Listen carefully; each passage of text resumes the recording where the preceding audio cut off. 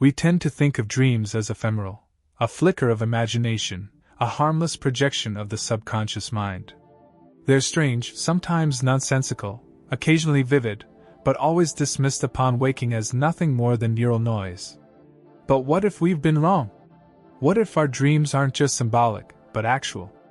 What if the human brain itself is not merely a biological organ, but a kind of living portal, a miniature wormhole, capable of transmitting our consciousness across space and dimension every single night?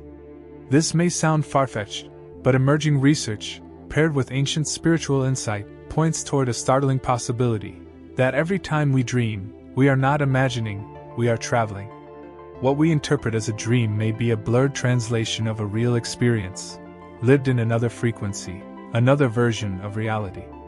But due to the biological limits of our waking consciousness, we forget, or rather, we are prevented from remembering. The brain, in this theory, is not merely a data processor. It is a dimensional transceiver, tuned most of the time to this physical reality, but capable of temporarily shifting its frequency when the body sleeps. In those quiet hours of the night, when our brain waves slow, when external input fades, and the ego dissolves, a new mechanism awakens. The pineal gland, long associated with the mystical third eye, begins to generate patterns that resemble quantum oscillation.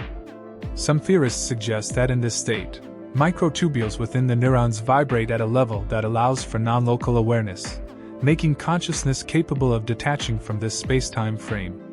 In other words, the mind begins to slip through cracks in reality. You've likely experienced this. A dream that felt too real, too detailed, too consistent to be fantasy. An environment you've never seen on Earth, yet instantly understood. A person you recognize deeply, though you've never met them in waking life. These aren't just fragments of suppressed memory or emotion. They may be residual traces of another timeline, another world, another you. Ancient civilizations understood this in ways modern science has forgotten. The Egyptians viewed dreams as journeys of the soul through the Duat, the hidden realms of existence. Shamans across cultures speak of dreamwalking, soul flight, and astral bridges as paths of real travel. The Tibetans have for centuries practiced dream yoga, a way of maintaining lucidity and awareness while the body sleeps, not for relaxation, but for exploration. They weren't talking in metaphors.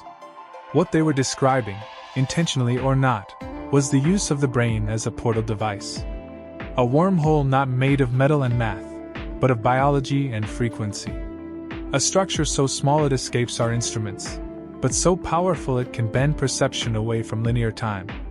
Modern physics already acknowledges the theoretical existence of wormholes, shortcuts through space-time, connecting distant regions instantly.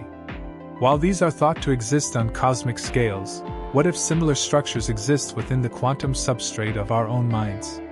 Not in physical space, but in the geometry of consciousness itself?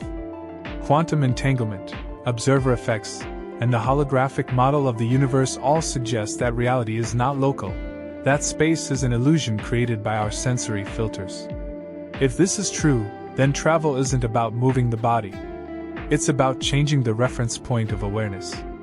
And dreams, those strange, chaotic, beautiful experiences, may be the side effect of such shifts. But if we truly do travel when we dream, then why don't we remember? The answer may lie in cognitive protection. Our waking self is designed to operate within a narrow range of stability. It filters out vast amounts of sensory and energetic input to function properly. Remembering a multidimensional journey in full detail could destabilize identity, overwhelm the nervous system, or expose the psyche to experiences it's not yet ready to process. So the brain does what it must. It locks the memory down. We wake up, often with fragments, an image here, a name, a scene fading like smoke. Sometimes nothing at all. But for a moment, in that brief window between sleep and waking, there's a sense. A weight. A knowing. A whisper of someplace else. And then, like a curtain being drawn, it's gone. Yet some people remember more than others. Lucid dreamers. Children. Those with advanced meditation practice. People who have had near-death experiences often report dreamlike environments, except more vivid, more real than reality itself. Could these be conscious jumps into adjacent dimensions, made possible when the brain is shocked, slowed, or stilled? The implications are staggering. It means we are not as confined as we think. That the stars may not be as far as they appear. That every night, the entire human population is slipping through invisible gates to explore other realms, and we don't even know it. And if dreams are journeys, then what are nightmares? Are they memories of hostile realms? Misaligned jumps? Echoes of dimensions we weren't meant to enter? Perhaps our fears take shape not from fiction, but from something we've actually seen, something the conscious mind cannot admit, but the dreaming mind cannot forget. The veil between worlds is thinner than we dare imagine. The human brain, once dismissed as a biological calculator, may in truth be a quantum vessel, sailing nightly into the unknown. And every dream, no matter how absurd, may be a data-fractured map of a place we've truly been. You are not just dreaming.